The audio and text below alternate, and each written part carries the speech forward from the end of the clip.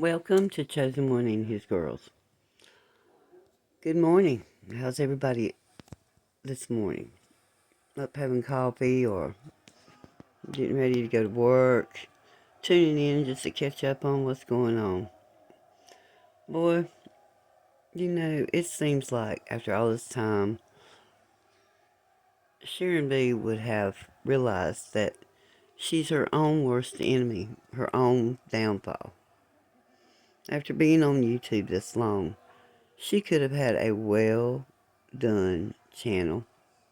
She had the subscribers to meet that and could have been making pretty good money, off of YouTube had she done things differently. But she doesn't get it. People have been telling her over and over that if she would just get clean and show her steps as she went through getting clean. That was supposed to have been what her original channel was about. But she never followed through. Instead, she schemed and lied, used it as a way to get people to cash app her money. So it never came out to be anything. And I think once the people saw that she was not being real, that she was as fake as they come, that, a lot of them tuned out to her or done a deaf ear. So when she had to go back and start over again, she's never had the subscribers that she had with that first channel. And she probably never will. It's something else. You go to her channel and all you hear is bad things about another channel. She's turned her life into something that nobody would want to live.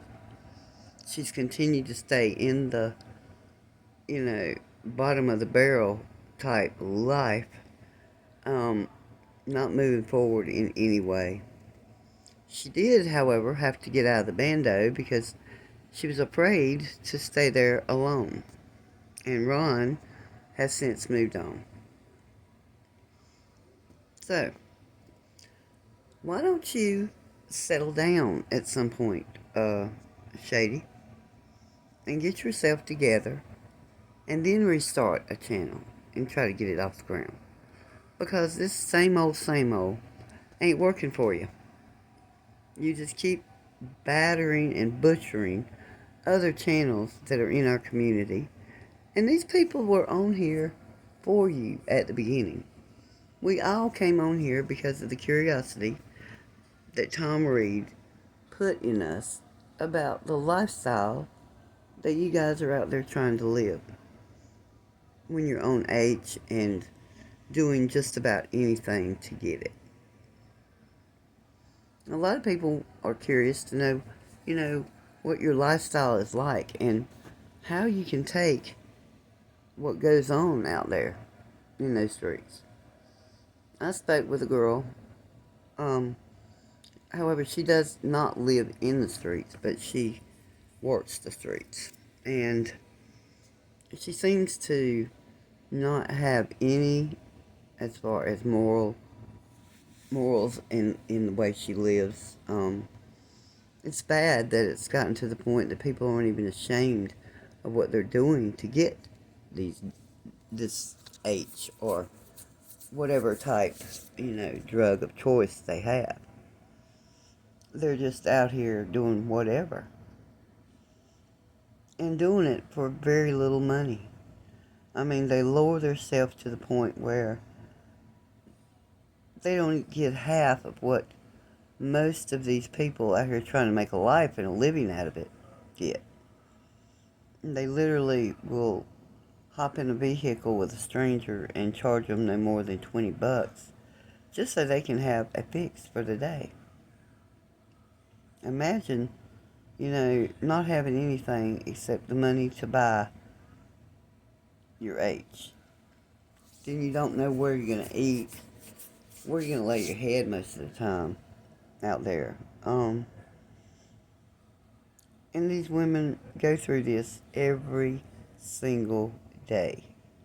They're, they're out here lost in the world. But as long as they have their fix, they're okay. They don't care if they don't have a roof over their heads. They don't care if they don't have, a place to call home. They don't care if they've lost their families and loved ones. Because now, when they first started all this, they didn't plan on all that. They planned on getting a buzz and going on home and, not thinking any more about it. But as I've said many times, this H is the devil. And it will rip you away from your family, your friends, everything you have. And slowly but surely, it'll take you as well. In this day and age, people are actually following these users to find out who has the best H. So when someone passes away from it, that's who they want to go buy from. To me, maybe to you, that sounds crazy. And it is crazy. But to these women, that's the man they want to see. And they don't see anything bad.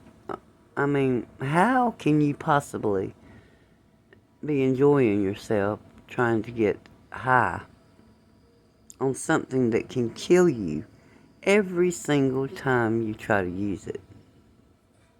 To me, that's not something fun or exciting or something that I would want to be in. I mean, back when I was doing my thing and smoking,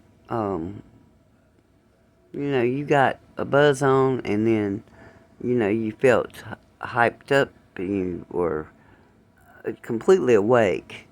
At some point, though, there was people even overdosing on that back in the day. But it was nowhere near the type of overdosing that we're seeing today. It's sad. In some states, they're having 3 or more hundred overdoses a day. A day.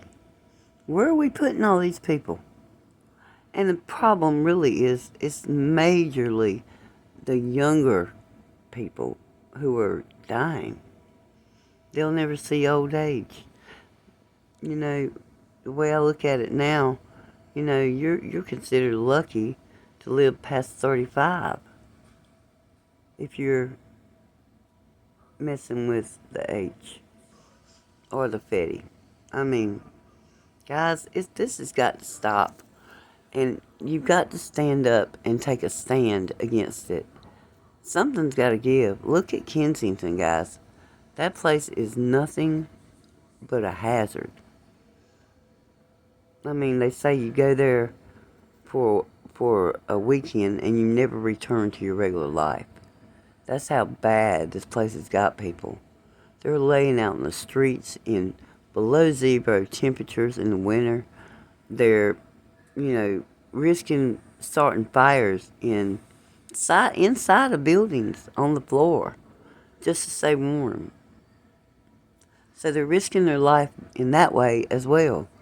Then when they are able to get the fix they need, they're passing out just about anywhere. Can you imagine a woman passed out somewhere alone? What could possibly happen to her in those minutes that she's out of it? It's dangerous. It's a dangerous place to be. It's a dangerous place you put yourself in when you use. Look at Maddie. Maddie looks horrible these days. Her hair looks like it's falling out. Her teeth are messed up. And just a year or so ago, this girl was a lovely, beautiful person, physically. I imagine Maddie's still a beautiful person on the inside.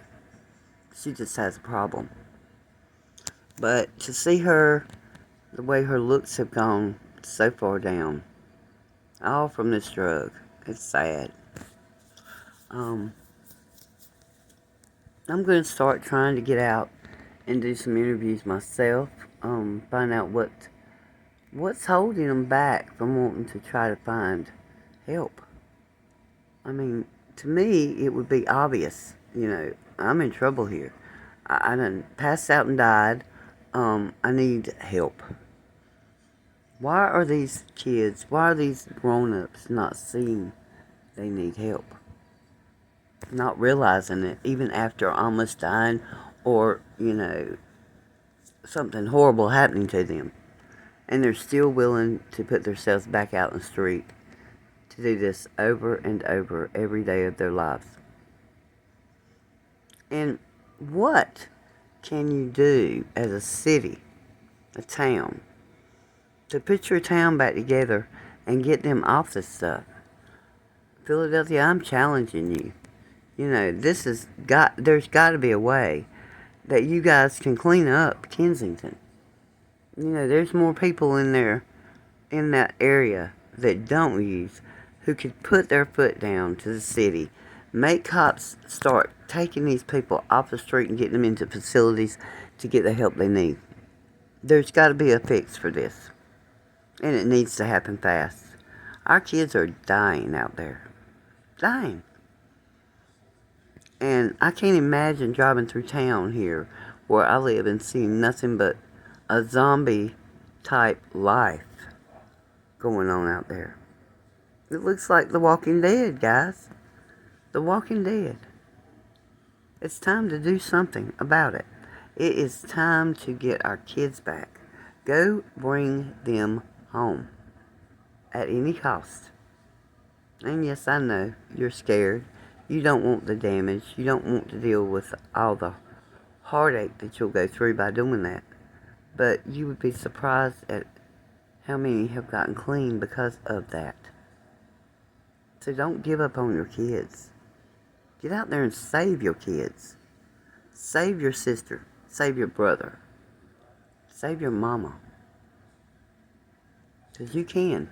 It is very possible you can. Love can move mountains. And I've always been told that. And I believe it with all my heart. It'll make you, do a lot of things that you normally wouldn't do. And with this situation, it's time. It's time to do something about it before, you bury your child, or you bury your mother, or father, or your son, uncle, cousin. Don't give up on them. They're your family. They're your blood. And I'm going to say this, and maybe it's against, religious things, but I'm going to say, turn to God and pray. Whatever your religion, whatever you were raised with, get involved with your church family or your organization and get these kids off the streets. Get them the help they need. There's got to be a way. There's funding for it in a lot of areas, especially those areas that are inebriated in this. I mean, you can find something. I'd love to be able to go there and just see what is available to these people, or if anything's available. But something's got to give there. They're dropping like flies. My God, is that your kid out there on TV I'm looking at? You got to question yourself, and are you willing to know that your child died? And you could have done something, maybe said something that would have brought them back to reality and made them want to get clean. Because that's what it takes. You can't just make somebody get clean. They have to want it for themselves. And look at Sharon. She glamorizes drug use. She does not talk against it at all. And look what it's done to her life. If you're considering using out there, watch her one time, and you'll see why you shouldn't. This woman is 40-some years old, has had no children, has had no husband, has had no life, has had no home. lives off of whoever, can't even buy herself a meal, unless somebody gives it to her. And that's right there is enough, would be enough for me. I mean, even during my drug use, I never went through any of that. It's not normal. It's not normal to say, well, I used the minimum amount. No, that's not good. That's horrible too. You don't need to be using any of it. Or having to. Question yourself, guys. Ones of you that are on it out there. Is it worth dying for? That's my question. Is it worth dying for? Because I just can't see why it would be. I can't see why your family or your friends or somebody that you love is not more important to you than that stuff. I don't understand that at all. A lot of these people had plans for today, and they're not here to make them. They're not here to go to that birthday party or that Mother's Day special dinner, any of that. They're not here today because they overdosed. Guys, we got to put an end to this. And we got to put an end to it as soon as we can. But we're not going to get anywhere if somebody don't get up. Get up off that chair and try. I encourage you all to do that.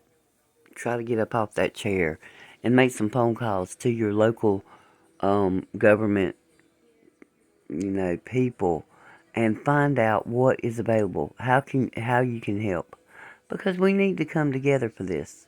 The whole United States. We need to come together, if not the whole world, and get something done that's not been done.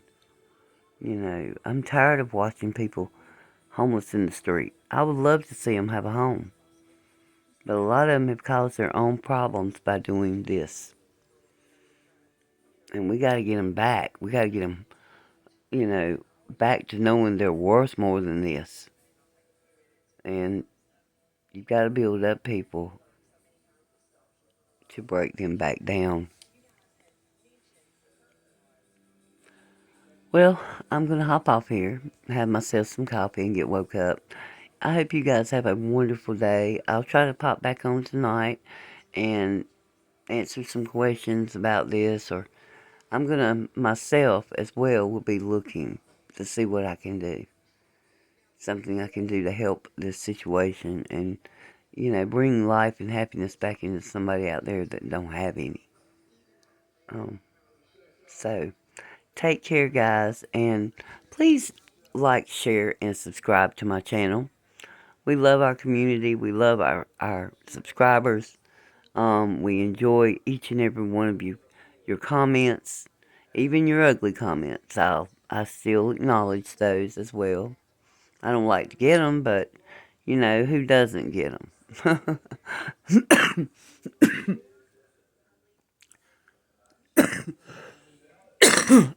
So you guys go and have a wonderful day today. Bye-bye.